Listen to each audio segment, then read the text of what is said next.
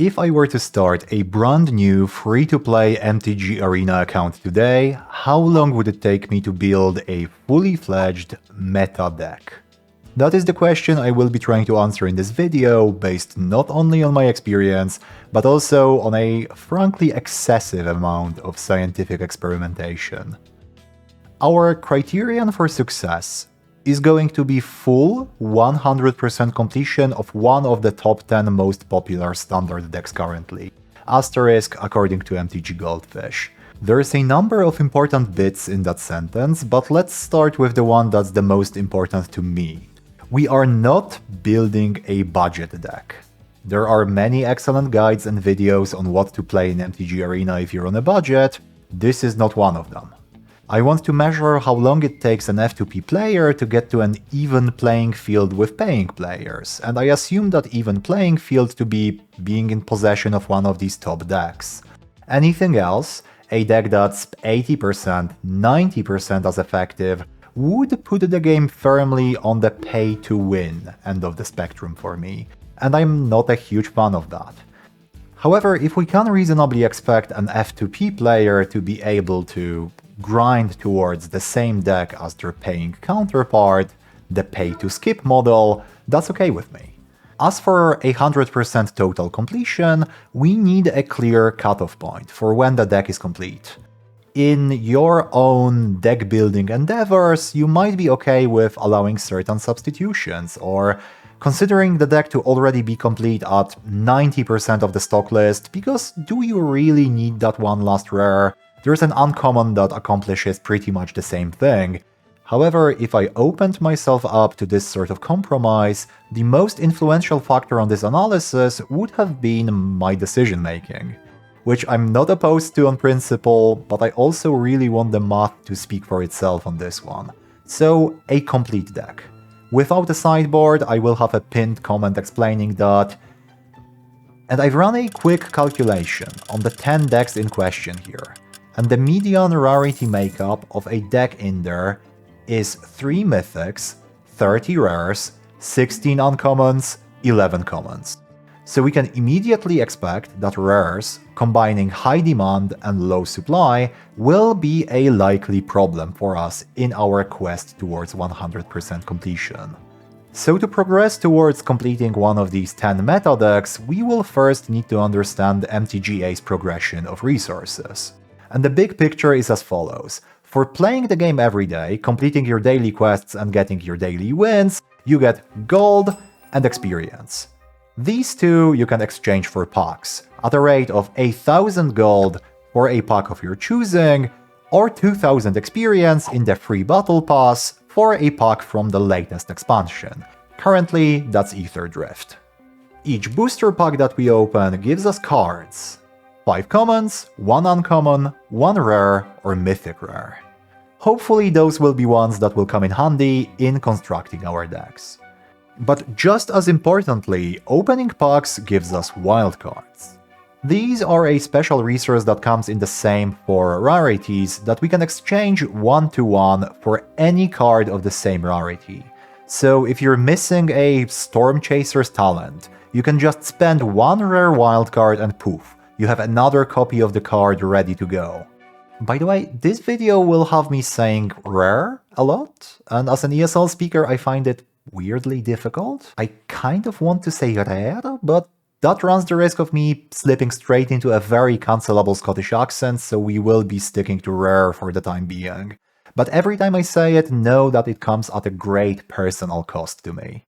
So wildcards we can get as a replacement for a card of the same rarity in a pack, following the odds on screen right now, which is a good thing by the way, because they can be anything we want them to be. So they are better than any single card, even if it's a card we want, because it can be the card we want. These are odds per pack, by the way, not per card, which I only figured out after being regularly puzzled by my simulations ending up with a monumental pile of common wildcards. So every 3 packs you open, you should see one of your commons be a common wildcard instead. Every pack you open also fills a part of these 2 6-step tracks. Once all 6 are filled in, you will get the wildcard that's shown on it. uncommon and rare generally, with every 5th rare replaced by a mythic instead. So you get a guaranteed rare wildcard every 6 packs you open, and every 30 packs you get a mythic instead of the rare. One last bit of info is that every 10 packs we open, we are getting to the point I promise, we get a golden pack. This one includes at least 5 rares and 1 mythic, with possibility for more mythics instead of some rares, and at least 2 of these will be from the latest set. No wildcard chances for this one, no random wildcard upgrades, but it does progress the wildcard tracks normally, as if it was one opened booster pack. So if it were me going through the process, I'd proceed through my daily quests, get the resources that I'd exchange for packs, get cards and wildcards out of them, and when I'd have enough cards for a deck so that my wildcards would be able to make up for the ones I don't yet have, I would have succeeded, having built the deck in its entirety. However, a single trial run on my part wouldn't really tell us much, because we don't know how representative of the average experience that would be. I could have great RNG and have the deck assembled in a couple of days, or I could have terrible RNG, and this video would have taken even longer to come out, and it's already taken long. But if I were to simulate this entire process, let's say 400 times, we could take the distribution of these attempts and say something more substantial using those. So we will do what the business calls a Monte Carlo simulation, and by virtue of having a proper sciencey name, we can agree that it is indeed science. So let me tell you what ya boy spent 3 weeks coding up.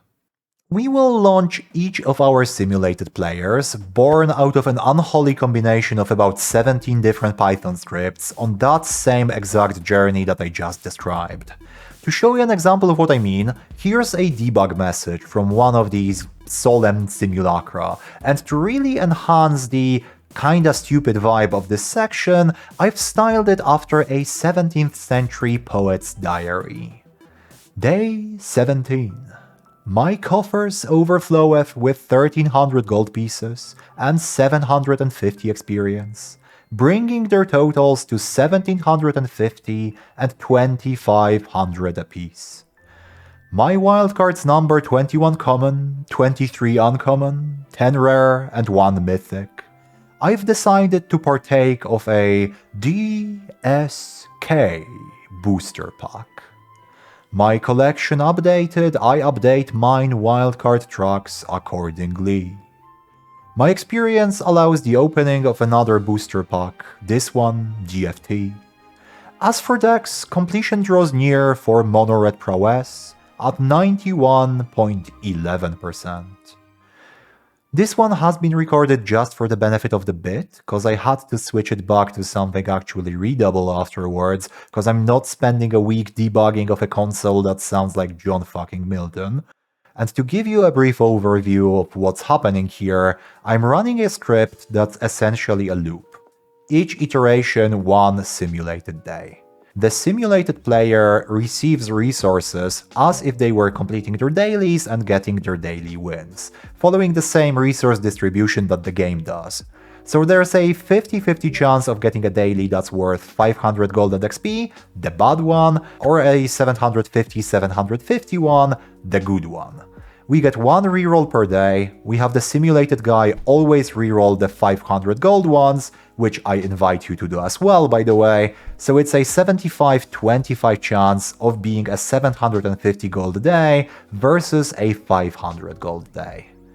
As for the daily win rewards, I've had to assume something, so I hard-coded the bot to get the rewards for 4 wins per day. With a 50% win rate, that's 8 games per day, which us meatbags should be able to complete if we are grinding the game reasonably seriously. The rewards for each successive win after that are lower and lower, so 4 seemed like a good enough sweet spot. One last note about the daily quests: even though the bots are completing them on the day off, the math maths out to about the same if you log in once every 3 days and do them in bulk. So don't fret if you are not able to complete them on the day, as long as you don't accumulate more than 3, you're not really losing anything. So if you've got a big weekend coming up, just go enjoy that. Whenever the bot finds itself in possession of enough resources to buy a pack, it will make a purchase. But that ran me into another problem. I choose which packs to buy primarily on vibes. If I feel like I'm missing a lot of Duskmourn rares, I will buy a pack of Duskmourn. However, this is not really a deterministic process, and the bot needs a deterministic process. So it's following this godforsaken equation that I'm not going to go into because God knows that I barely understand it myself, and I've only put it on screen to seem like more of an expert, or at least make up for the fact that I sound like I'm saying I love you in Dinosaur every time I say rare. Broad strokes is that it calculates which packs have the highest chance of getting us a card that's useful in at least one of our decks, the expected value of each booster pack. That's weighted by rarity, so getting a useful rare will outweigh getting a useful uncommon, and as we near completion on the deck, it will transition towards prioritizing cards for the deck that we are close to completing. To give you an example, if the most represented set initially among the cards we need is Duskmourn, it will keep buying Duskmourn. But if we get to the point of being one rare off completing Azorius Tempo, and the last card that we need for that deck is from Dominaria United, it should prioritize buying Dominaria United quite highly, even if the other cards we are missing are still from Duskmourn. And we are buying normal packs only, not mythic packs, not alchemy packs. I will go into detail in the pinned comment as to why that is. All the packs' contents are fully simulated and added to the bot's individual collection file, and it will also be accumulating wildcards and getting golden packs just as a normal player would. And the first one of these will be especially important. That's because wildcards offer us the chance to make the jump from 80 or 90% on a deck to 100%. When we are close to finishing a deck, we will spend them in bulk to get it finished. And that's important since as we near having a deck that's 100% complete, our pack odds become worse and worse. There is less cards left in the pool that will bring us closer to 100%, since the cards we already have, they don't do that anymore. So we would like to conserve our wildcards to minimize the length of that stage.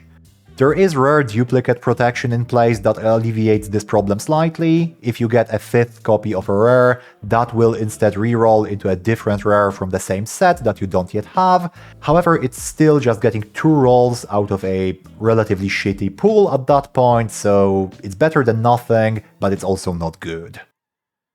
So our completion calculation, whenever I refer to the deck being 80% complete for example, that includes our wildcards. If we are missing 10 rares, but we have 4 wildcards, we will treat it as if we were only missing 6 of them. Of course, if we get any of these 10, we will treat it as if we were only missing 5 and so on and so forth. We assume that we are not using our wildcards until we are locked in for a deck. However, while you are building towards that deck as an actual, flesh and bone player, you need to be playing something. So it might be tempting to use some of these wildcards earlier, to increase the strength of the deck you are currently playing and make the grind a bit more bearable. A decent compromise is to spend some common and uncommon wildcards, since the rare ones will be our main limiting factor. Now, having figured out the logic of all these bits and pieces, I was faced with one final problem. I was pretty sure that you get some stuff to start with, and my simulated players were starting from scratch. So I fired up the MTG Arena and checked myself what we can expect as a newly joining player. First, one gets a number of starter decks. These are nowhere close to the standard decks that we are building towards, but there is some overlap between the cards in both. For example, Inspiring Vantage is a 1-off in one of the starter decks, and it is played as a 4-off in Jeskai Convoke, which is on our list, so that's one out of the way already. The more exciting part is that as we open this mailbox tab over here, there await us welcome packs for a great number of sets. There's generally 3 packs that WotC sends out per expansion that they want to promote, and these add up to a lot of packs. It was 57 for me, the number may differ slightly depending on when you join.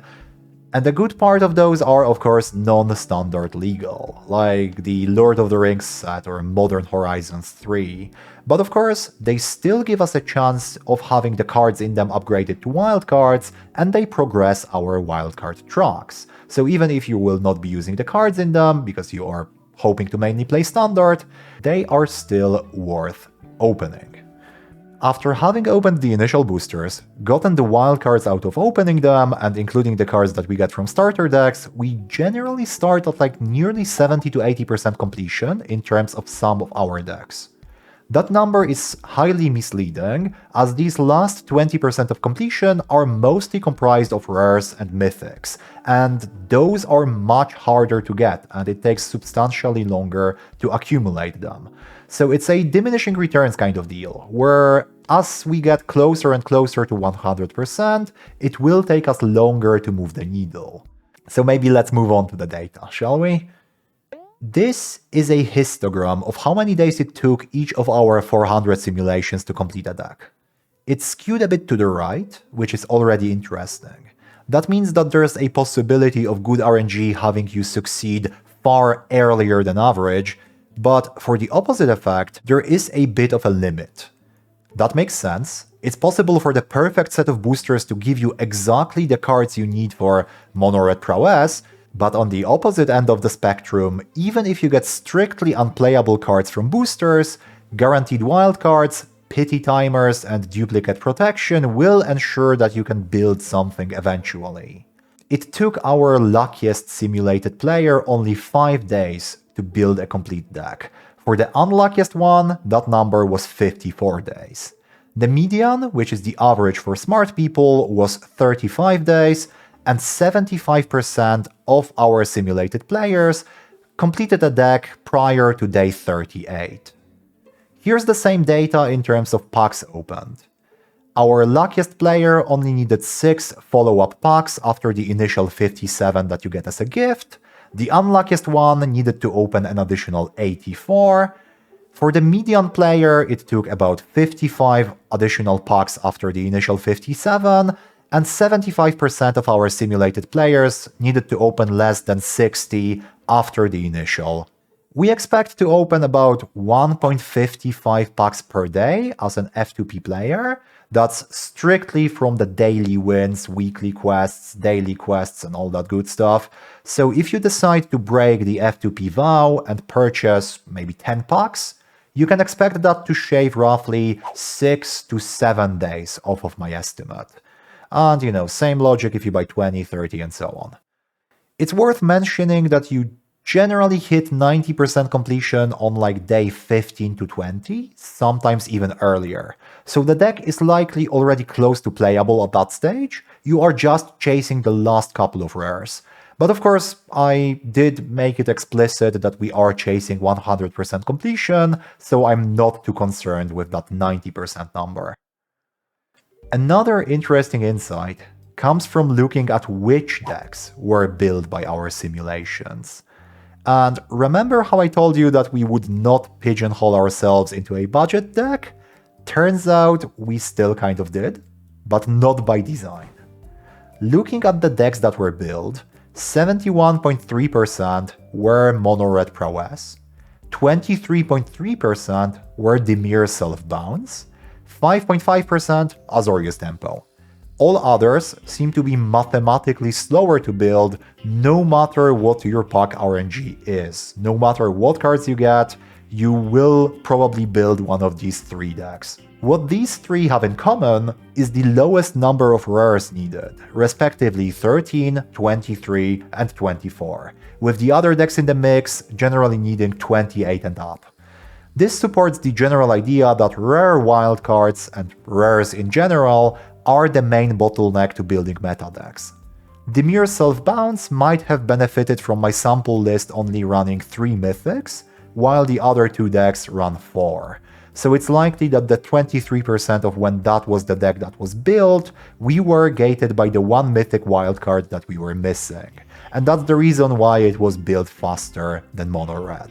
So that's the stuff. It takes a bit over a month to build a meta deck in MTG Arena. However, you are relying quite heavily on that initial offering of sample booster packs, so that might land you in hot water if you were trying to build a second deck after that, but I'm afraid I don't quite have the endurance to calculate that right now.